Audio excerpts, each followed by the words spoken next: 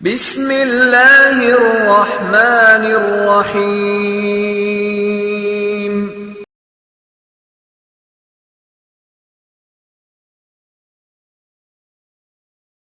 السلام علیکم ورحمۃ اللہ وبرکاتہ۔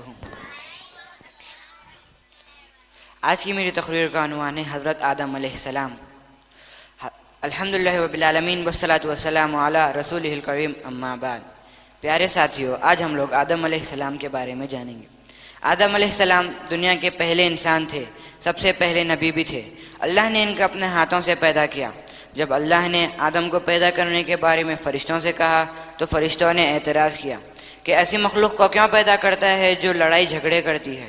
اللہ نے کہا جو میں جانتا ہوں وہ تم لوگ نہیں جانتے۔ اللہ تعالیٰ نے آدم کو پیدا کرنے کے بعد تمام فرشتوں کو حکم دیا کہ آدم کا سجدہ کرو۔ ابلیس کے علاوہ سب سجدے میں گر گئے۔ اس نے سجدہ کرنے سے انکار کر دیا کیونکہ وہ جنوں میں سے تھا۔ ابلیس نے اپنے تکبر میں کہا میں آدم سے بہتر ہوں۔ اللہ تعالیٰ نے آدم علیہ السلام کی بیوی حوا کو پیدا کیا تاکہ ان کے ذریعے سکون حاصل کر سکے۔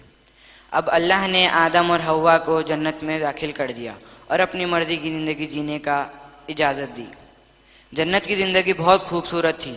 وہاں نہ کھانے کی کمی، نہ پینے کی کمی، نہ لباس کی، نہ گرمی کی فکر، نہ سردی کی فکر۔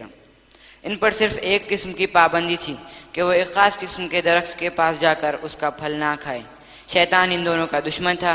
اس نے دھوکہ دیتے ہوئے کہا اے آدم، جانتا ہے اللہ تعالیٰ نے تمہیں اس درخت کا پھل کھانے سے کیوں روکا ہے؟ اسی لیے روکا ہے اگر کھا لو تو تم لوگ جنت کے ہمیشہ کے لیے مالک بن جاؤ گے۔ اللہ نہیں چاہتا کہ تم مالک بن جاؤ، اسی لیے کھا لو۔ آدم اور حوا شیطان کی جھوٹی باتوں میں آ گئے اور درخت کے پاس جا کر اس کا پھل کھا لیا۔ پھل کھاتے ہی دونوں کے جسم سے کپڑے اتر گئے۔ دونوں نے شرم سے درختوں کے پتوں سے اپنے جسم کو چھپا لیا۔ پھل کھانے کی غلطی دونوں سے ہوئی تھی۔